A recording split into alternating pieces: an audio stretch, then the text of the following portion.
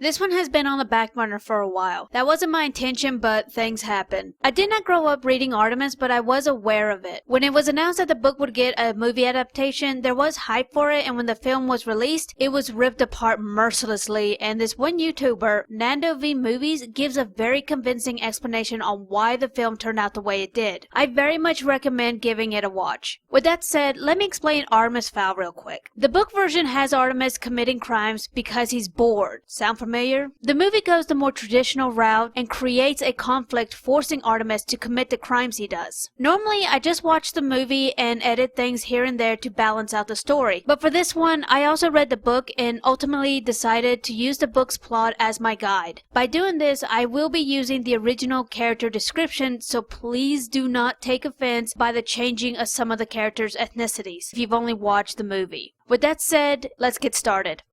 A waiter arrives at a table to check on the customer, but Artemis makes it clear he's not fooled and urges his informant not to waste his time. The informant begrudgingly sits, and Artemis wastes no time with small talk and gets to the point. Where's the ferry? Not too far from here, but I first want to talk about the payment we had originally discussed. You will get what we agreed upon, and not a penny more, despite the outcome. But I want to make something clear to you. Don't, under any circumstances, underestimate me. The informant is unsure if this was meant to be a threat. Before he can speak, Artemis gives him one chance only to call off whatever trap he had previously arranged. The informant quickly denies the allegations, but Artemis insists that he do it quickly before it's too late. Dumbfounded, the informant doesn't know what to make of the situation, but runs out of time as his phone rings. He hesitantly answers, and an unknown voice informs him that the man he hired has been subdued and he'll be next if he tries anything else. The call ends and the informant is left petrified at the smiling boy sitting across from him. The informant leads Artemis to where he previously last saw the ferry. When he looks over his shoulder, he's terrified to find a man falling behind Artemis. There's no doubt who he is. When they reach the spot, the ferry is nowhere in sight, which has the informant nervous, but to his relief, Artemis finds her. Artemis greets her and asks her for a book, which she denies having. He glances at the empty bottles that reflects her shame. Artemis shows her a bottle of whiskey that he'll exchange for the book, if only for a few moments. She hesitantly agrees, believing he wouldn't get any use out of it since it's written in a language unknown to man. With the book in his possession, he wastes no time and quickly starts scanning the pages. He calls Juliet and she confirms that the data is being sent back to his computer. When he's finished, he gives the sprite back her book and a bottle. When you're tired of living like this, take it, and it'll take away your craving. With their business finished, the informant is paid, and the two leave to board their plane back home. I would have never believed that magic actually existed along with fairies. She was a sprite, and I told you when we started you would need to be more open-minded. That's the downfall of growing up. Despite your intelligence, you are still a child, and still possess that innocence necessary to believe. That was the introduction of Artemis Fowl. The film took this completely out, and I can kinda understand why. In the book, he tortures the sprite by poisoning her, but I rewrote it in a way showing that they could have kept it in without Artemis being too malicious for a 12-year-old. The book does show him being sympathetic towards her by giving her injections, which can be a bit too much for a kid film. My rewrite shows his compassion by giving her the option without any strings attached. Another thing that the film did poorly was portraying Artemis's high intellect, meaning there was a lack of it. All the research that Artemis did in the book was done prior in the film by his father, meaning Artemis was given a cheat sheet instead of creating one himself. Upon returning home, Artemis wastes no time. He gets to work decrypting the strange lettering in the sprite's book. However, the disturbing sounds from down the hall keeps breaking his focus. He makes his way downstairs to his father's study. Juliet comes up from behind carrying a tray of expensive china that has been completely shattered. She hesitantly informs him that today was not a good day. Artemis silently thinks to himself, when has there ever been a good day? Juliet sheepishly suggests that a visit from him could help. Artemis says nothing and continues to make his way to his father's study, where he remained for the next couple of days. As he decrypts the book and learns interesting secrets about the fairy world. One thing in particular catches his eye that he previously was aware of but was unsure if it was true or not. Now that it's confirmed that it's real, it'll take a lot for him to possess it. Finally finished with the book, Artemis hands Butler a list of items necessary for the next stage of his plan. In the book, Artemis's father was already missing and his mother was still with him. Unfortunately, she's not in her right mind due to the disappearance of his father. While troubled by his mother's condition, he exploits it, and the filmmakers obviously thought that this was problematic and that's why they drastically changed the story. But they didn't have to go as far as they did, because at the end of the book, it's revealed that Artemis had a second motive that kinda explains why he did what he did, but it was somewhat poorly written, which I will address later. If the filmmakers had used a second ulterior motive, motive from the book like they should have, it would have easily portrayed Artemis as the sympathetic hero that they clearly wanted him to be. I don't want to read too much into this, but I feel that there was some bias in them swapping out Artemis's mentally ill mother that he has to take care of with a father that he admires and wants approval from, which he kinda already seems to have. Let's just move on.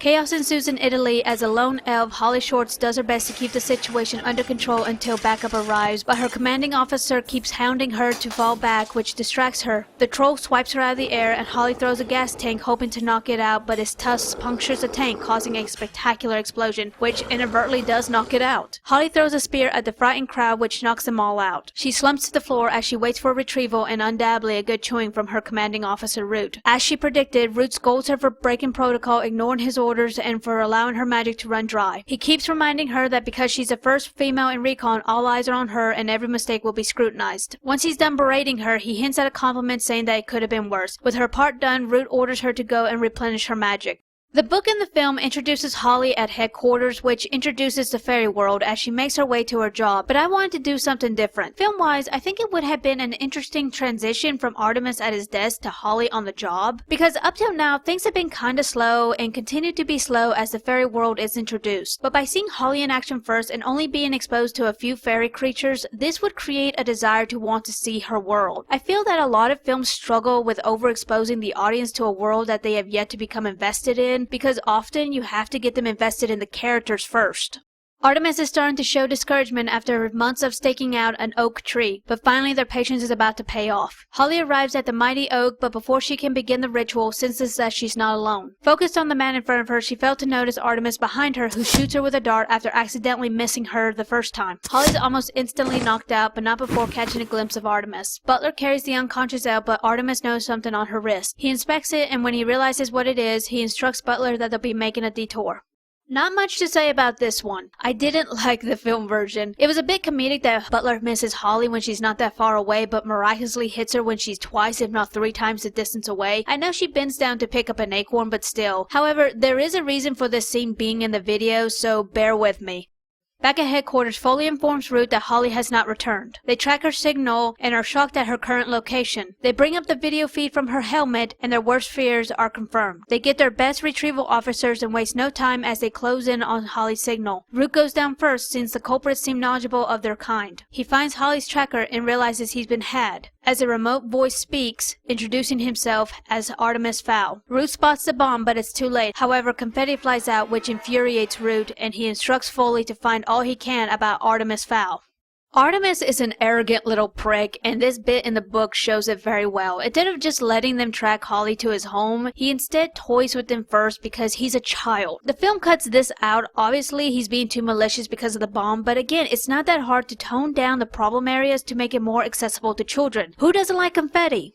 Holly wakes to a blinding headache. She hears noise and Juliet apologizes for disturbing her, but given how long she's been asleep, figured that she'd be hungry when she woke up. Holly assaults her with a slew of questions. Juliet assures her that no harm will come to her and that Artemis will reveal all when the time is right. Before any more words can be exchanged, Juliet's pager goes off, which is only used for emergencies. She runs up the stairs and finds Butler. Artemis is in his mother's room, and immediately Juliet's relieved and excited that finally mother and son are speaking again, but the expression on Butler's face said differently. Artemis stayed silent as he watched his mother play make-believe. It took everything in him not to grab her and shake the sanity back into her, but there was no cure for what she had. Artemis did his best to play along, and when his role was done, stormed out of the room, vowing that until his business was done, he would not step back into that room again. Similar to I Kill Giants and A Monster Calls, it's devastating and even traumatizing for a child to have to witness their parental figure get sick, which often forces the roles to be reversed between parent and child. When this happens, that's when the supernatural part of the story kicks in to assist a child in coping and helping them accept the inevitable. However, Artemis Fowl is different. He has the means necessary to change the outcome of his story, and that is his motive in this rewrite. As the drug wears off, Holly carefully inspects her prison and notices the cement is still fresh. She feels something in her shoe and smiles a devilish grin. Someone enters the room, but no introductions need to be made. Artemis's presence alone tells her that he's her captor. However, despite his cold demeanor, it's clear that he's bothered by something. Holly wonders if this has anything to do with what happened earlier. Artemis skips the pleasantries and begins his manipulation to have Holly inadvertently confirm everything he decrypted from the book is correct. He grins as the conversation goes exactly as planned, but Holly refuses to allow him to control the conversation any longer. Juliet was very nice, but she seemed rather troubled when her beeper went off. Was everything all right? Artemis said nothing, but Holly saw a twitch which gave her the confidence to continue. I only asked because, despite the confidence you put on, it was clear you were bothered by something. Artemis clenched his fists as he hated when people could see through his facade. It was obvious that she touched a nerve and gladly continued. For your sake, I hope it turned out all right. Because you picked a fight that's going to need your full attention. This is no child's game. For your sake, let's hope not. After all, children likes to pull wings off of butterflies. I wanted the conversation between Holly and Artemis to come off as a tug-of-war for control because he who controls the conversation has the power. In both the book and film, Artemis mostly controls the conversations. Holly attempts to take control at first with her eyes, but when that doesn't work, in the book, she tries to scare Artemis and kinda takes some control. As for the film, they actually have 3 conversations. The first 2 is Artemis taunting Holly and not really having much of a conversation with her, but the third one was an unnecessary info dump, so Holly and Artemis could relate to one another, which would lead them to trusting each other and becoming friends. Hard pass on that. Artemis and Butler carefully watch the monitors for movement on the property. Seeing something, Artemis switches the modes on the cameras, revealing their guests have arrived. He sends Butler to greet them. Butler wastes no time incapacitating the elf soldiers and leaves one conscious to relay a message. When Root receives the message, he leaves to meet Artemis face to face, as well prepared as he can be. The meeting between the two doesn't last long, as Artemis makes his demands known and refuses to negotiate. Despite Artemis appearing to be holding all the cards, Root only humored the meeting to distract Artemis so Foley can hack into the system without being detected, so Mulch can dig his way into the manor without being captured by the cameras. With the meeting concluded, Root returns to the airship and Foley informs him that the plan was a success. However, a new obstacle unnecessarily appears. An old acquaintance arrives to take over the mission. When Root refuses, Cudgens flaunts a signed document stating that he's in charge now. When it's revealed that Cudgens plans to release the troll they captured earlier in the manor, Foley quickly warns Mulch, but he's too distracted with trying to break into a safe he found. When he opens it, he finds a copy of their book, which he snatches. He hears someone coming up the stairs after him and releases the excessive air within him, knocking Butler down the stairs and knocking him unconscious. Mulch makes for a hasty getaway, seeing this as his only chance to escape all the parties involved. There was a lot happening in the book, and I did my best to condense it but still have it make sense. I've only read the first book, so I don't know the significance of Mulch's character, so I skimmed over him. As for Root, I feel like he's smarter than he lets on, and that's why I rearranged the order of events, and I could just be overestimating him. Originally in the book, Root sees Cudgens as a trusted friend, even though he's continuously warned about him. The thing is, Cudgens doesn't hesitate to throw Root under the bus the first chance he gets and take control himself. I can't help but wonder, how did Root not see this behavior in him in his early years when it's pretty obvious that everyone else knew what Cudgens was really like? Clearly, I changed Cudgens' introduction because his character is more interesting when he's allowed to be the backstabbing narcissist that he is. Artemis heard the explosion from Mulch but couldn't find it on the cameras and can't contact Butler. At that moment, he realized that he's been had. He quickly reboots the system and reevaluates the situation but doesn't have time to act, as he discovers that Holly has an acorn and has dug through the cement. He contacts Juliet to dart Holly before she can leave the room. Holly takes out the cameras and Juliet cautiously enters ready to shoot, but Holly jumps her. Disarming Juliet, she pulls off her glasses, but Juliet keeps her eyes closed. The two struggle for some time as both refuse to relent. Finally, Holly manages to subdue Juliet and orders her to sleep. Holly makes her way through the house to find Artemis. Up the stairs, she finds the unconscious Butler and is careful not to wake him. She opens doors until she finds Artemis, and a thunderous roar echoes through the house. Holly recognizes the roar as it wakes Butler, and he radios in asking about the situation. Artemis checks the cameras and informs Butler that the infrared is picking up something massive in the basement where Juliet was last seen. Butler wastes no time for orders as he storms his way through the basement. Holly is furious at the turn of events, how she wished to have paid Artemis back for his hospitality, but she is still an officer of the LEP. She turns to look at Artemis, who has a grin on his face, believing him to be safe, but Holly too has a grin on her face. She punches him and leaves to deal with the troll again. I don't know much about Juliet's character besides her being portrayed as a bit of an airhead. However, she deserves a moment to shine too, showing that she has value and isn't just a servant. The book makes it apparent that she does have interest in hand-to-hand combat, and the film shows her being trained by Butler, but neither versions does anything with this information. In the book, Juliet is Butler's sister, but in the film, she's his niece. I don't know how deep the book goes in exploring their relationship, so I don't know if changing their relations will cripple or change their development or interactions, so I don't address it. It's honestly satisfying to know that Holly gets a hit on this little prick in both the book and the film. By the time Holly reaches the basement, Butler has already made contact with the troll and is losing. She joins the fight and the two do their best not to get in each other's way as they take down the troll. Miraculously, they appear to be winning until Holly slips on blood and is about to be violently gored, but Butler pushes her out of the way and takes it himself. He falls to the floor, bloodied. Juliet finally wakes and is horrified to see Butler in the state that he is in. Holly does her best to fend off the troll, but it isn't enough and is thrown. Juliet stands ready to fight despite her still groggy condition. Holly drags herself to Butler to heal him. The troll lets out a roar ready to charge, but it's nicked on the shoulder. Artemis stands at the doorway holding Holly's gun. Artemis has a track record of being a terrible shot. Juliet shoots until the gun is empty, but that was enough time for Holly to heal Butler. He stands and for once gives Artemis orders. He takes on the weakened beast alone. Artemis gets Holly as Juliet takes the bag of detonators he brought with him and sets them up. When she's done, she throws the trigger to Butler, who lures the troll where he wants him and pulls the trigger. To the relief of all, Butler exhaustively walks away. This fight was violent, but clearly necessary because it puts all the characters on even ground. I did change a few things from the book. I wanted it to be a group effort including Artemis and Juliet, but didn't want to take the spotlight away from Butler either because this scene implements just what an absolute badass this guy is. However, it didn't make sense that the troll didn't do damage to someone while Holly was healing Butler. That's why I added Artemis assisting and why I added the earlier scene with the oak tree, foreshadowing that Artemis is a terrible shot. This addition is also setting up for another change I made in the next scene. With the troll dealt with, Artemis sends out a message through Holly's helmet while she's still recovering. It was time to pay up. Cudgeons is fuming as his plan failed as Root takes back control since he lost possession of the troll, and gives the orders to deliver the gold. A trolley arrives and Holly too was curious. Butler opens it and the sight was spectacular. Artemis orders the butlers to unload the gold. Holly still despises Artemis, but his butlers didn't deserve what was coming and urged Artemis to surrender. After everything I put your people through, you really think they won't seek restitution? It's better than being dead. I'm touched by your concern, but it has to end this way. Why? What do you gain out of all this chaos you've created besides a couple of gold bars that you're not going to be able to spend in the afterlife? The gold was a well-calculated bonus, but I finally met all the requirements to gain my true prize. Requirements? Are you saying you did all this for a wish? I saved your life.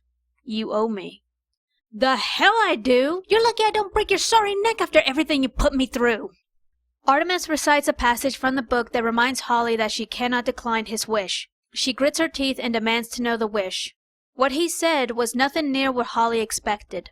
She still despises him, but slightly less now. When it's done, Holly is safely delivered to the airship, where she watches as the bomb is launched and the house is stormed, but only got a glimpse of Artemis before the elves had to run back out of the house. The negative reaction they all had can only be explained by the owner of the home not being dead. Holly gives a sigh of relief and vows to get him back one day. The elves leave and Artemis sluggishly wakes with his loyal butlers beside him. He explains to them how they escaped death but didn't get to finish as someone comes down the stairs. They all stare at the lady of the house as she gave out coherent orders for once. The butlers obey, but Artemis remained where he is, still unsure if his wish worked. She makes her way to him, holds him tight, and apologizes for being gone for so long.